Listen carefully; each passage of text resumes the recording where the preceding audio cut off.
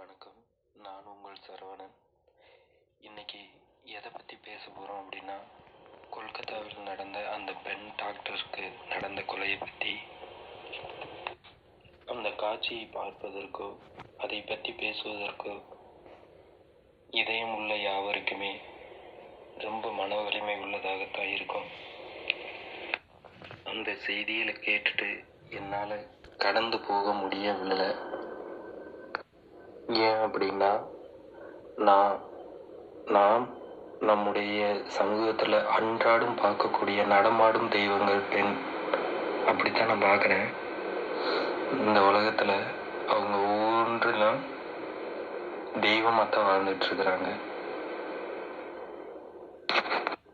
அப்படியாகப்பட்ட இந்த பெண்மைக்கு எங்கேயோ ஒரு பக்கம் நடந்தாலும் அது நம்மளுக்கு ஒரு பாதிப்பையும் மன நிம்மதியை இழக்க செய்யுது. ஒவ்வொரு நாளும் நம்முடைய குடும்பத்தில் தாயாக பார்த்து, அக்காவா தங்கையா பார்த்து, நம்மளுடைய வாழ்க்கையில் குழந்தைகளாக பார்த்து பெண்மைக்கு முழு மதிப்பை கொடுத்து தான் நம்ம அந்நாடு வாழ்ந்துக்கிட்டு இருக்கிறோம். அப்படிப்பட்ட ஒரு இடத்துல அவங்களுக்கு ஒரு தீங்கு நடக்கும்போது மனதுக்கு ரொம்ப வலியாக இருக்குது. பெண்களுக்கு முழு சுதந்திரம் கொடுத்துருக்குறோம் எல்லாரும் சொல்கிறாங்க.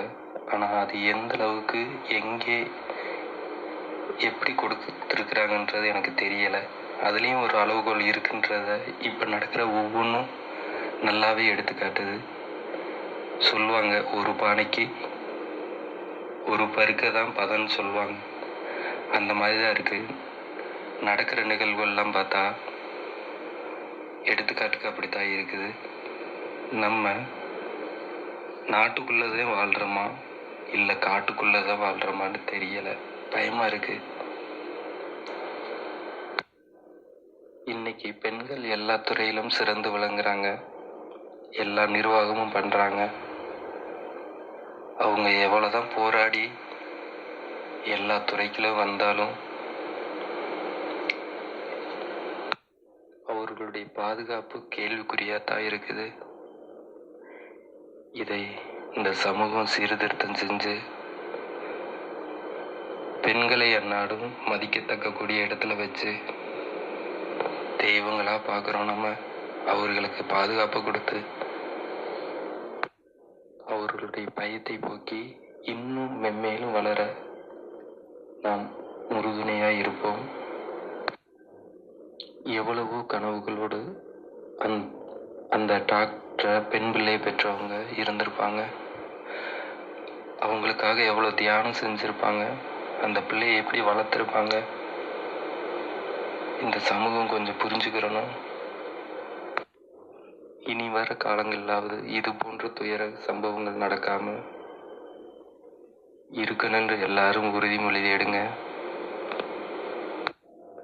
முடியாதது அப்படின்னு இங்கே ஒன்றுமே இல்லை. இங்கே எல்லாமே நமக்காக படைக்கப்பட்டது தான். ஒவ்வொருடைய மனநிலையும் சரியாக இருந்தால் எல்லாமே தானாக சரியாக நடக்கும். இது ஒரே நாளில் மாற்ற முடியாது. கொஞ்சம் கொஞ்சமாக நம்மளுடைய எண்ணங்களையும் பொதுவெளி செயல்களையும் மாற்றினா குப்பை வராத இடம் எங்கேயும் இருக்காது. வந்து தான் சேரும். ஆனால் கூட்டி அதை சுத்தம் பண்ணுற மாதிரி நல்ல எண்ணங்களை வளர்த்து இந்த சமூகத்தில் நம்ம விதைச்சோம் அப்படின்னு சொன்னால் கண்டிப்பாக இந்த உலகம் நல்லதாகவே மாறும்.